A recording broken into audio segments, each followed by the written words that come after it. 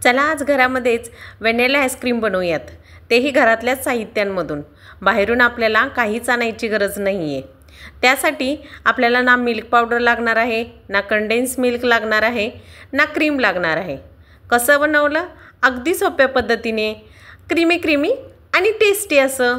नमस्कार मंडळी, रेश्माज किचनमध्ये तुम्हा सर्वांचं स्वागत आहे। इथे मी अर्धा लिटर फुल फॅट म्हशीचं दूध घेतलेलं आहे। आता एक बाउल घेणार आहे, त्याच्यामध्ये 2 टीस्पून इतकं कॉर्नफ्लॉवर ॲड करून घेणार आहे। आपण जे पोहे खाण्यासाठी रेग्युलरचे चमचे वापरतो तेच चमच आहे हे।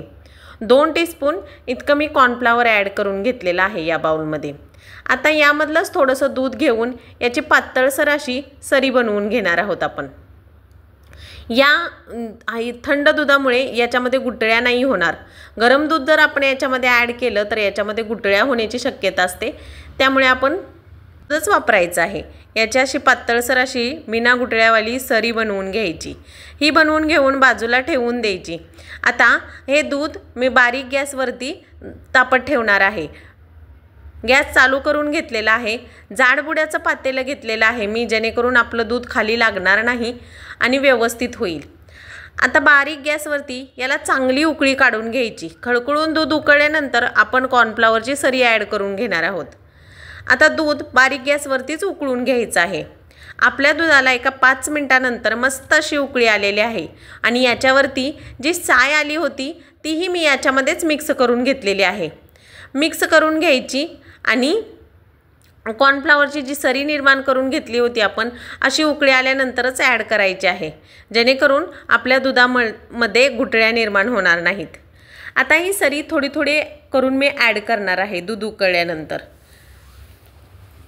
आता कॉर्नफ्लॉवर या दुधामध्ये खाली जाऊन बसलं होतं। दुधात चमच्याच्या साहाय्याने मी हे मिक्स करून घेत आहे। हे व्यवस्थित मिक्स करून घेतल्यामुळे कॉर्नफ्लॉवरच्या गुठळ्या होणार नाहीत दुधामध्ये।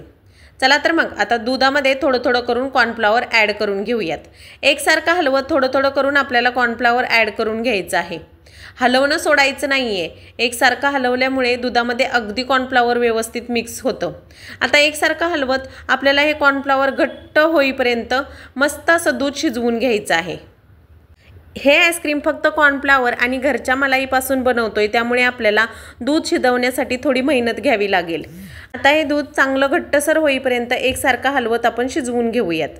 5 ते 7 मिनिटात आपलं दूध अगदी व्यवस्थित शिजलं जातं। आता हे कॉर्नफ्लॉवर मिक्स करून झाल्यानंतर 2 टीस्पून इतकी साखर ॲड करून घेतलेली आहे मी। तुम्हाला जर अजून प्रमाणात जर गोड आवडत असेल तर अजून 1 चमचा साखर तुम्ही ॲड करू शकता, पण एवढ्या 2 चमच्याने अगदी इनफ असं छान गोडसरपणा येतो आपल्या आईस्क्रीमला। आता एकसारखं हलवत साखर विरघळून घ्यायची आणि मस्त असं दूध शिजवून घ्यायचं। 5 मिनिटानंतर आपलं दूध अगदी व्यवस्थित शिजलं जातं। आता दुधाला 2 ते 3 मिनिटातच चांगला दाटसरपणा येऊ लागलेला आहे।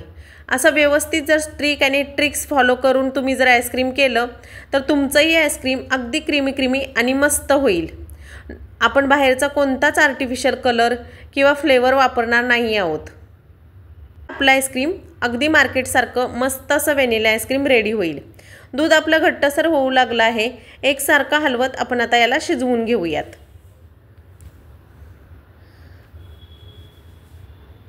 एवढं सगळं दूध शिजवण्यासाठी 7 मिनिटाचा वेळ लागतो। 7 मिनिटात आपलं दूध अगदी व्यवस्थित शिजलं जातं। कॉर्नफ्लॉवरला कसलाही वास किंवा एक फ्लेवर नसतो, त्यामुळे कॉर्नफ्लॉवरमुळे आईस्क्रीमला कोणताच फ्लेवर येत नाही। मस्त असं मिक्स करून घ्यायचं। मिक्स करून मस्त असं शिजवून घ्यायचं। बाजूला आलेली शाईही याच्यामध्ये मिक्स करत राहायचं। 7 मिनिटानंतर मस्त असं शिजून दूध आपलं रेडी होईल। दूध एकसारखं हलवतच आपल्याला मस्त शिजवून घ्यायचं आहे। असं एकसारखं हलवतच राहायचं आहे। आता दुधाला थोडे बुडबुडे येऊ लागलेत। आता दूध आपलं शिजलेलं आहे, घट्टसर झालेलं आहे। हे कसं पाहायचं तर पळीच्या मागच्या बाजूला एक बोटांनी रेष मारून घ्यायची। रेष जर अगदी व्यवस्थित उठत असेल तर आपलं हे बॅटर अगदी परफेक्ट झालेलं आहे। आता हे बॅटर व्यवस्थित शिजल्यानंतर बाजूला ठेवून घेऊयात। बॅटर अगदी रूम टेम्परेचरवरतीच थंड करून घ्यायचं आहे आपल्याला। अजिबात ठेवायचं नाही। रूम टेम्परेचरवरती अगदी व्यवस्थित थंड करून घेतल्यानंतर आपलं हे मिश्रण अगदी घट्टसर आणि दाट होतं। थंड झाल्यामुळे अजून दाट होतं। आता मिक्सरचं एक भांडं घ्यायचं, त्याच्यामध्ये हे मिश्रण पूर्ण टाकून घ्यायचं आहे आपल्याला आणि मस्त असं फिरवून घ्यायचं आहे। सगळं मिश्रण मी याच्यामध्ये टाकून घेते। अर्धा लिटरचं आईस्क्रीम असल्यामुळे मोठ्या भांड्यात अगदी व्यवस्थित होतं। हे सगळं व्यवस्थित दूध याच्यामध्ये ॲड करून घ्यायचं। मिश्रण ॲड करून झाल्यानंतर आपल्या घरच्या मलाई असते दुधाची, ती मी 2 चमचे घेतलेले आहे। थोडंसं दूध ॲड करून मस्त मिक्स करून घेतली। यामुळे आपल्या आईस्क्रीमला अगदी क्रीमी टेक्स्चर येईल। आपण बाहेरची व्हिपिंग क्रीम वापरत नाही आहोत, त्यामुळे घरची अशी मलाई याच्यामध्ये वापरायची। आता झाकण लावून मस्त असं फिरवून घ्यायचं, चांगलं फिरवून घ्यायचं एअर्स बबल्स येईपर्यंत। मस्त फिरवून घेतलेलं आहे मी। आता एक एअरटाईट डब्बा घ्यायचा, त्यामध्ये हे मिश्रण ॲड करून घ्यायचं। हे सगळं मिश्रण मी या डब्यामध्ये ॲड करून घेतलं। यामध्ये फॉईल पेपर लावून घ्यायचा आणि डब्बा अगदी एअरटाईट घ्यायचा आहे। अजिबात त्याच्यामध्ये हवा जाता कामाची नाही आहे। असं जर एअरटाईट कंटेनर आपण घेतला नाही तर आपल्या आईस्क्रीमला आईस क्रिस्टल जमा होतील। असं फॉईल पेपर लावून घ्यायचं आणि वरून झाकण लावून 4 तासासाठी डीप फ्रीझरमध्ये ठेवून द्यायचं आईस्क्रीम।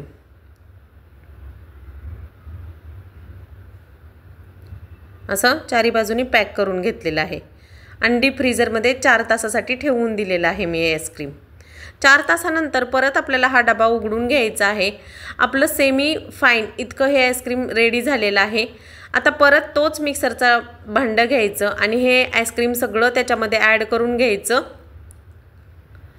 आणि परत फिरवून घ्यायचं। आता थोडंसं मऊसर असं रेडी झालेलं आहे, जमा होत होतं आपलं आईस्क्रीम।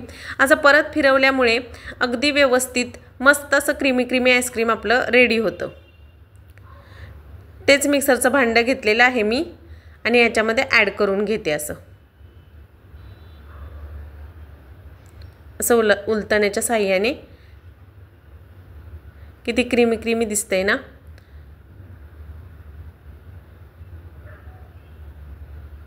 मस्त असं आईस्क्रीम याच्यामध्ये टाकून घ्यायचं। सगळे आईस्क्रीम मी यामध्ये ॲड करून घेते।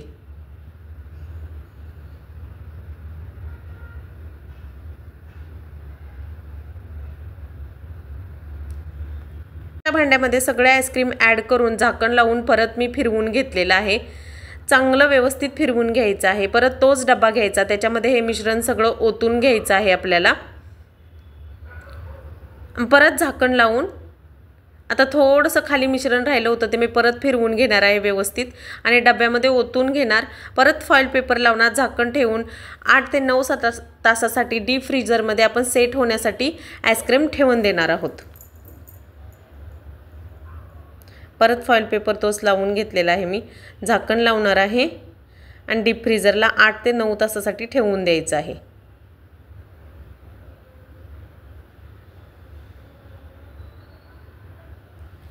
ते 9 तासानंतर आपला आईस्क्रीम अगदी सेट झालेला आहे। उघडून दाखवते तुम्हाला। झाकण उघडून घ्यायचं, वरचं फॉईल पेपर काढून घ्यायचं आहे। असं व्यवस्थित अगदी मस्त असं आईस्क्रीम आपलं रेडी झालेलं आहे। अगदी कठीण झालेलं आहे, पाहू शकता। मग अशा हात लावलं की मऊसर होतं। 4 तासानंतर 8 तासानंतर अगदी व्यवस्थित सेट झालेलं आहे। तुमच्याकडे आईस्क्रीम स्कूप असेल तर त्याने तुम्ही हे आईस्क्रीम असं काढू शकता। मी पळीच्या मदतीने असं काढून घेते। चला तर मग आता सर्व करून दाखवते। आईस्क्रीमचा एक ग्लास घेणार आहे आणि त्याच्यामध्ये काढून दाखवते आईस्क्रीम तुम्हाला। व्यवस्थित असं काढून दाखवते तुम्हाला। अगदी क्रीमी आणि मस्त असं आपलं आईस्क्रीम रेडी झालेलं आहे। तर मंडळी, आजची रेसिपी तुम्हाला कशी वाटली हे कमेंट करून सांगायला विसरू नका। रेसिपी आवडली तर लाईक, शेअर, सबस्क्राईबही करा। भेटूयात नवीन व्हिडिओमध्ये नवीन रेसिपीसोबत। तोपर्यंत बाय। अशाच नवनवीन रेसिपी पाहण्यासाठी चॅनलला सबस्क्राईब जरूर करा आणि तुमची रेसिपी कशी झाली हेही कमेंट करून मला नक्की सांगा। भेटूयात नवीन व्हिडिओमध्ये नवीन रेसिपीसोबत। तोपर्यंत बाय। स्वस्त खा आणि मस्त रहा। Like, share, subscribe.